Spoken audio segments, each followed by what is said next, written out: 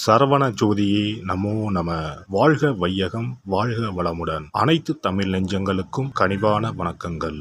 நிகழும் ஸ்ரீ மங்களகரமான குரோதி ஆண்டு ஆகஸ்ட் மாதம் 17ஆம் தேதி சனிக்கிழமை அன்று பூராடம் நட்சத்திரத்தில் திரையோதசி திதியில் பிரீத்தி நாமயோகத்தில் கௌளவம் கர்ணத்தில் சித்த யோகத்தில் சனி மகா பிரதோஷம் கூடிய நன்னாளில் இந்த மகத்தான ஆவணி மாதம் பிறக்கிறது.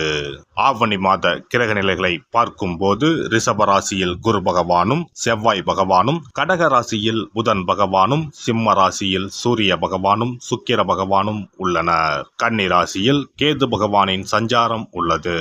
கும்ப ராசியில் சனி பகவான் வக்ரத்தில் உள்ளார். ராகு பகவான் மீனராசியில் பயணம் செய்கிறார். இந்த மாதம் கிரகங்களின் பெயர்ச்சி என எடுத்துக்கொண்டால் ஆவணி மாதம் 10ஆம் தேதி செவ்வாய் பகவான் ரிஷப ராசியில் இருந்து மிதுன ராசிக்கும், சுக்கிர பகவான் சிம்ம ராசியில் இருந்து கன்னி ராசிக்கும் பெயர்ச்சி அடைகின்றனர். ஆவணி மாதம் 15ஆம் தேதி புதன் பகவான் கடகராசியில் இருந்து சிம்ம ராசிக்கு இடப்பெயர்ச்சி அடைகின்றார். இந்த கிரகங்களின் பெயர்ச்சி மற்றும் சிம்மத்தில் இணையும் சூரியன் புதன், கன்னி ராசியில் இணையும் கேது சுக்கிரன் ஆகிய கிரகங்களால் இந்த ஆவணி மாதத்தில் உங்கள் ராசிக்கு உண்டாகும் சுப பலன்கள் என்ன என்பதனையும், அசுப பலன் ஏற்படுமாயின் ராசிக்காரர்கள் செய்ய வேண்டிய பரிகாரம் என்ன, வழிபட வேண்டிய தெய்வம் யார் என்பதனை பற்றி விரிவாக காண்போம்.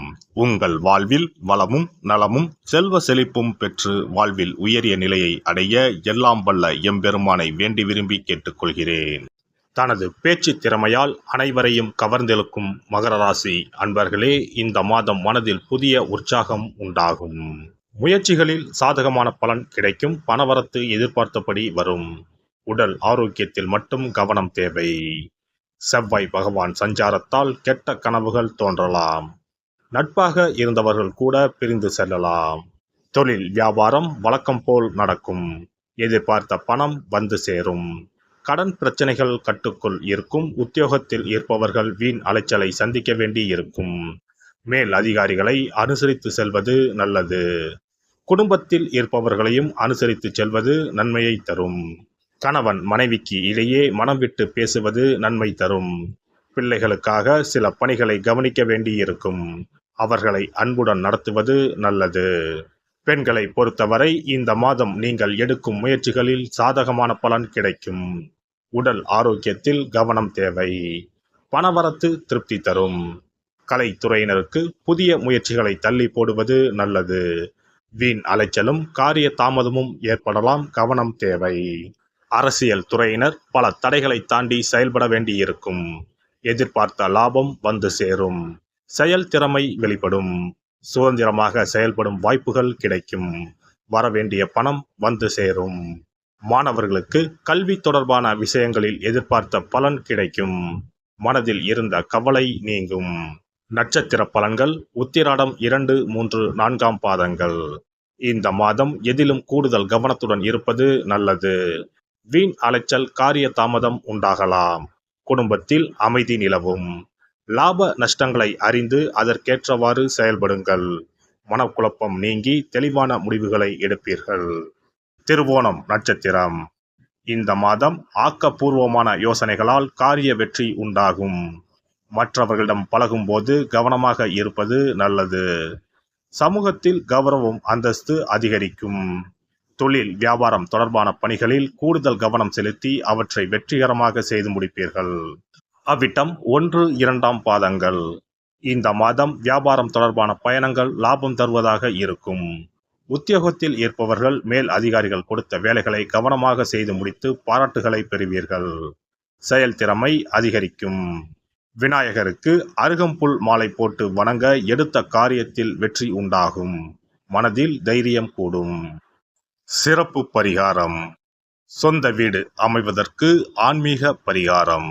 சொந்த வீடு கனவு நிறைவேற வேண்டும் என்பதற்காக எத்தனையோ கோவிலுக்கு சென்று எத்தனையோ பூஜை வழிபாடு என செய்தும் ஒன்றும் நடக்கவில்லை என்பவர்கள் வீட்டிலேயே இந்த எளிய பரிகாரத்தை செய்து வந்தால் நல்ல பலன் கிடைக்கும். எளிமையான இந்த 2 பரிகாரங்களை செய்து வந்தால் விரைவில் சொந்த வீடு யோகம் அமையும். அதனால் நம்பிக்கையுடன் இந்த சக்தி வாய்ந்த வழிபாட்டை செய்து வரவும். எவ்வளவுதான் சொத்து பணம் இருந்தாலும் நமக்கென்று ஒரு வீடு இல்லை என்றால் அது மனக்குறையாகவே இருக்கும். சொந்த வீடு வாங்க முடியவில்லையே என்பது பலரின் ஏக்கமாகவும் கனவாகவும் இருந்து வருகிறது. சொந்த வீடு வாங்க வேண்டும், வாங்கிய இடத்தில் விரைவில் வீடு கட்ட வேண்டும், ஏற்கனவே துவங்கியிருந்த வீட்டின் பணிகளை பணப்பற்றாக்குறையால் கட்டி முடிக்க முடியவில்லையே என்ற கவலையில் இருப்பவர்கள் ஏராளம். இப்படிப்பட்டவர்கள் வீட்டிலேயே எளிமையான 2 பரிகாரங்களை தொடர்ந்து செய்து வந்தாலே போதும்.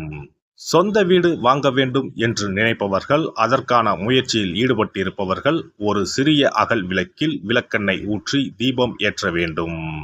மகா விஷ்ணுவின் அவதாரங்களில் ஒன்றான வாமனரை மனதில் நினைத்து சொந்த வீடு அமைய வேண்டும் என்று பிரார்த்தனை செய்து கொண்டு மாதந்தோறும் வரும் திருவோண நட்சத்திரத்தன்று வீட்டின் அக்னி மூலையான தென்மேற்கு மூலையில் இந்த விளக்கை ஏற்றி வைக்க வேண்டும். அக்னி திசை என்பது மண்ணுக்குரிய திசையாகும்.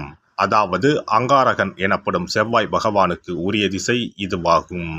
3 அடி மண் கேட்டு 3 உலகையும் அளந்தவர் வாமனன். அதனால் அவரை நினைத்து பால் பாயசம் நிவேதனமாக படைத்து வழிபட்டு வந்தால் விரைவில் சொந்த வீடு யோகம் அமையும். மற்றொரு பரிகாரமாக வீட்டில் பயன்படுத்தும் காமாட்சி விளக்கு அல்லது கஜலட்சுமி விளக்கு அல்லது வழக்கமாக பயன்படுத்தும் ஏதாவது ஒரு விளக்கை எடுத்துக்கொள்ளுங்கள். விளக்கை சுத்தம் செய்து மஞ்சள் குங்குமம் வைத்து வாசனை மிகுந்த வெள்ளை நிற பூக்கள் சாற்றுங்கள். பிறகு 5 ரூபாய் நாணயத்தை விளக்கிற்குள் போட்டு நெய் அல்லது எண்ணெய் ஊற்றுங்கள். ஒரு சிறிய தட்டின் மத்தியில் மஞ்சள் குங்கும பொட்டு வைத்து அதன் மீது 5 ரூபாய் நாணயத்தை வைத்து நாம் ஏற்கனவே தயார் செய்த விளக்கை இதில் வைத்து விளக்கினை ஏற்ற வேண்டும். தினமும் காலையில் 6 மணி முதல் 7 மணிக்குள் இந்த விளக்கை ஏற்றி வந்தால் விரைவில் வீடு கட்டுவீர்கள். 5 ரூபாய் நாணயம் என்பது குபேரனுக்கு உரியதாகும். இதை விளக்கில் போட்டு ஏற்றுவதால் வீடு கட்டுவதற்கான அல்லது வீடு வாங்குவதற்கான பணம் ஏதாவது ஒரு வழியில் உங்களுக்கு கிடைக்கும்.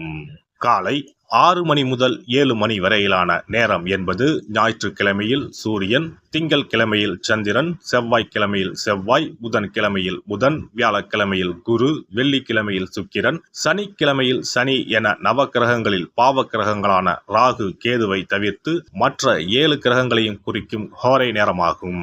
இந்த நேரத்தில் விளக்கு ஏற்றுவதால் நவக்கிரகங்களின் அருள் கிடைத்து பூமி யோகம் உண்டாகும். எந்த ஒரு பரிகாரம் என்றாலும் மனதில் முழு நம்பிக்கையோடும் இறைவனை உறுதியாக வேண்டி வழிபாடு செய்தால் மட்டுமே பலன் தரும். எளிமையான இந்த பரிகாரத்தை தொடர்ந்து செய்து பயன் பெறுங்கள். எல்லாம் வல்ல இறையருளால் நீங்களும் உங்கள் அன்பு குடும்பமும் உடல் நலம், நீலாயுள், நிறை செல்வம், உயர் புகழ், மெய்ஞானம் ஓங்கி வாழ்க வளமுடன். இந்த வீடியோ பதிவு உங்களுக்கு பிடித்திருந்தால் லைக் பண்ணுங்க, கமெண்ட் பண்ணுங்க, ஷேர் பண்ணுங்க, மறக்காம சப்ஸ்கிரைப் பண்ணுங்க, பக்கத்துல இருக்கிற பெல் பட்டனை கிளிக் பண்ணுங்க. நன்றி, வணக்கம். ஓம் நமச்சிவாய, சிவாய நம.